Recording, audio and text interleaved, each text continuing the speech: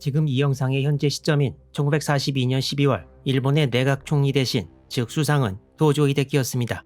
이때 도조는 육군 대신 또한 겸하고 있었습니다.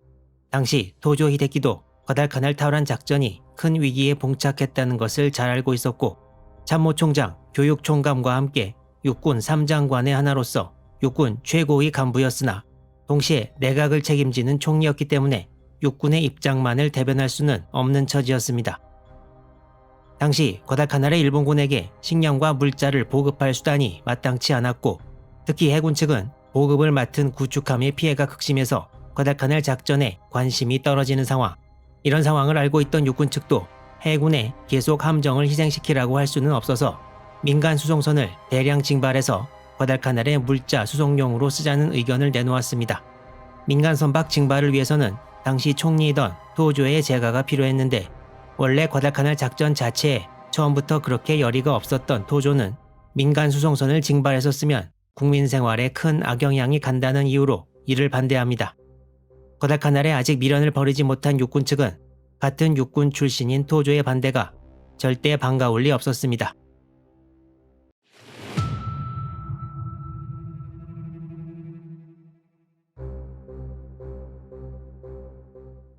타나카 신이치 육군 중장은 당시 일본 육군 참모본부의 4개 부 중에 가장 중요한 제2부 부장, 즉 작전부장을 맡고 있었습니다. 이 사람은 과달카날 작전을 계속해보려다가 도조의 반대에 부딪혀 불만이 많았는데요. 1942년 12월 5일 사고가 하나 터졌습니다. 12월 5일 수상관저의 각의 대합실에서 타나카 부장은 일본 육군성에서 가장 중요한 부서인 군무국 국장을 맡고 있는 사토 켄요 육군소장을 만납니다. 타나카는 민간 수송선 징발을 원했고 사토는 도조의 뜻을 따라 이에 반대했는데요. 이 둘 사이에 과달카날 작전을 놓고 격렬한 토론이 벌어졌고 막판에는 두 사람 간의 나구리아이, 즉 주먹 다짐이 벌어졌다고 합니다. 당시 사토 국장은 계급이 소장이었고 타나카 부장은 중장이었는데요. 사토 국장이 상당히 특이한 성격을 가진 사람이었습니다. 사토 국장은 1938년에 육군 중좌였는데 당시 제국의회에 육군 측 대표로 출석해서 국가총동원법에 대해 설명을 했습니다. 그런데 여기서 요점만 간단히 설명했던 게 아니라 법안에 담겨있는 정신과 이에 대한 자신의 신념 등을 장광설로 늘어놓기 시작했고 이를 듣다 못한 제국의회 의원들이 야유를 보내기 시작하자 의원들에게 입 닥치라고 소리를 지르는 일이 벌어졌습니다. 사토는 주의를 듣고 곧 발언을 취소했지만 정부 측 인사가 의회 의원들에게 소리를 지른 것이 결국 문제가 되었습니다. 이것이 1938년에 이른바 입닥쳐 사건입니다. 당시 육군 대신이었던 스기야마 하지메가 대신 사과했지만 사토 켄요가 징계를 받지는 않았습니다. 이런 사토 소장의 특이한 성격이 아마도 1942년 12월 5일 상관과의 주먹 다짐의 원인이 되지 않았나 추측됩니다. 그리고 다음 날인 12월 6일 또 하나의 사건이 터집니다. 1942년 12월 6일 전날의 일로 화가 잔뜩 난 타나카 작전부장은 수상관저로 직행해서 과달카날 민간 수송선 징발에 대해 도조와 반대 측 인사들과 격론을 벌입니다. 이 와중에 감정이 격앙된 타나카 부장은 도조와 정부 측 인사들을 향해 바카야로라고 폭언을 퍼붓는 사태가 발생합니다. 바카야로는 우리말로 그대로 번역하면 그냥 바보인데 그냥 한국어로 바보라고 듣는 것보다는 의미가 좀 더 센 편이라고 합니다. 갑자기 부하에게 욕을 먹은 도조 히데키는 흥분하지는 않고 타나카 중장에게 자기 직책에 충실하려고 하는 것은 좋으나 언행을 더 신중하게 해야 한다고 말했습니다. 그렇다고 이걸 그냥 넘어갈 수는 없는 일이어서 타나카 작전부장은 사직서를 내는 형식으로 다음 날인 7일 경질되었습니다. 육군의 요직 중에 요직을 맡았던 타나카 중장은 동남아를 관할하는 남방군으로 전출돼서 이후 버마 전선에서 싸우게 되는 등 일본 육군 중앙에서 멀어지게 되었습니다. 육군 소장이 중장과 주먹 다짐을 벌이고 중장이 대장에게 욕설을 퍼붓는 등 실패로 거의 접어드는 과달카날 작전이 일본군에게 준 영향은 그야말로 매우 컸습니다.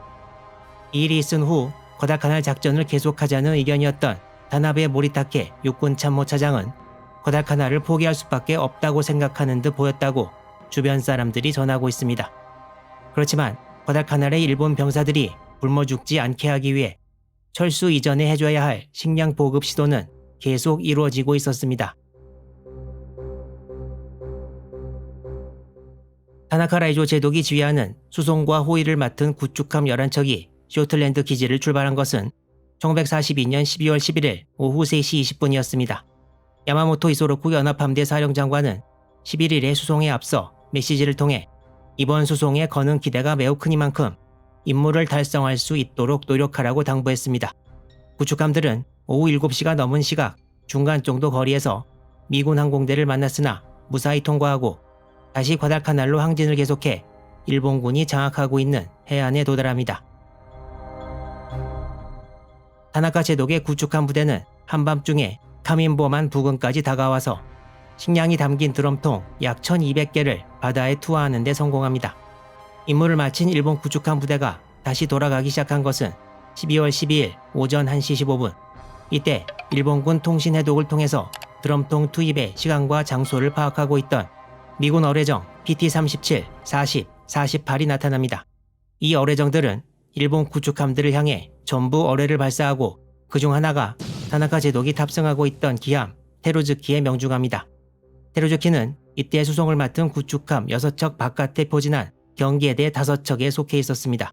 미군 어뢰정이 쏜 어뢰 한 발 또는 기록에 따라 2발이 테루즈키의 좌현 뒷부분에 명중해서 프로펠러와 키를 박살낸 다음에 연료 탱크에 화재를 일으켰고 최후방 포탑의 탄약고도 폭발해 이 충격으로 타나카 제독도 선체에 부딪혀 정신을 잃었습니다.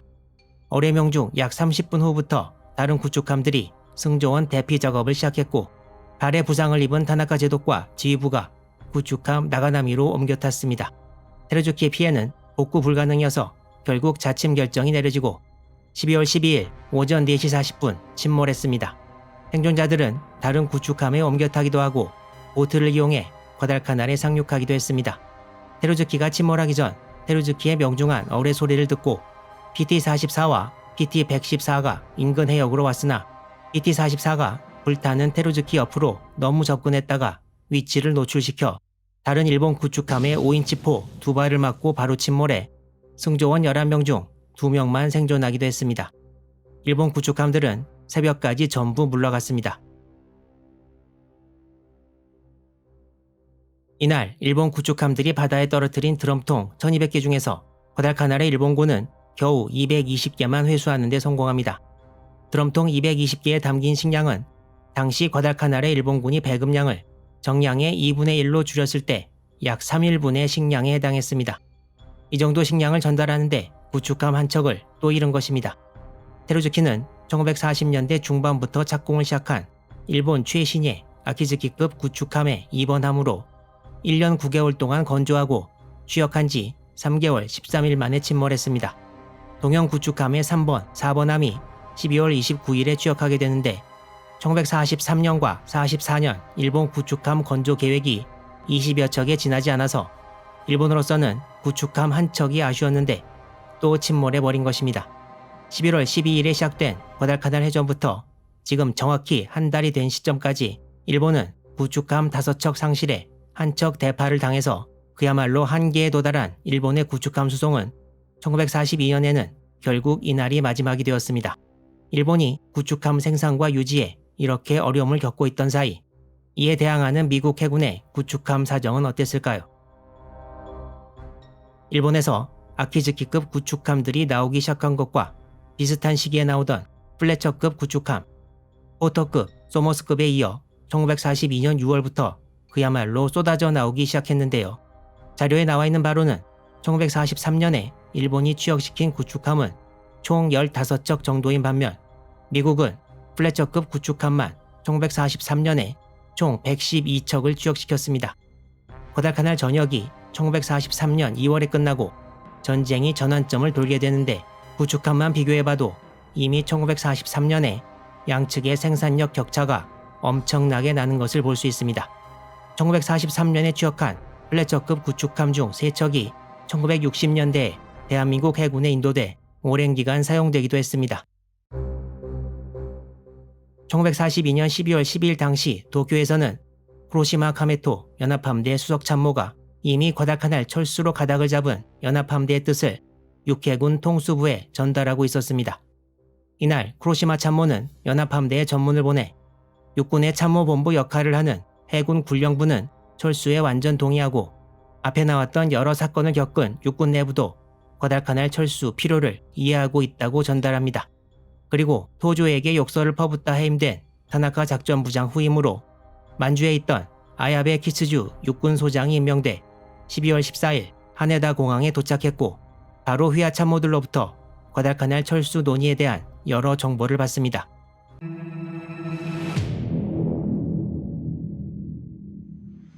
한편 사태의 심각성을 깨달은 일본 육군에서도 새로 참모본부 작전과장이 된 사나다 조이치로 대자와 다른 참모들을 라바울로 파견해 제8방명군 지휘관들을 만나 향후 작전 계획을 논의하도록 합니다. 이 일행은 12월 17일 요코하마를 떠나 사이판과 트루크를 거쳐 19일 라바울에 도착합니다. 일본의 사정이 복잡해지던 이때 과달카날에서는 또 한 번의 지상전 기운이 무르익고 있었습니다.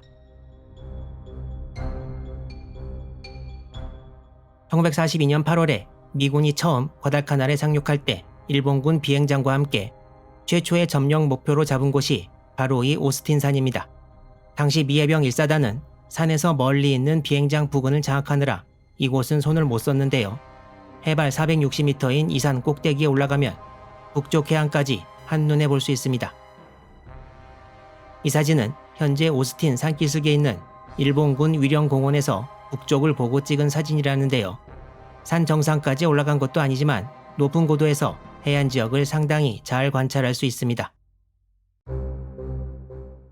미군의 손길에 미치지 못한 이곳에 1942년 12월 일본군이 잠입해 있었고 12월 12일과 15일에 이곳에 있던 소수의 일본군이 핸더슨 비행장 근처까지 잠입해서 항공기와 유조차를 폭파시키고 가는 등의 사건도 있었습니다.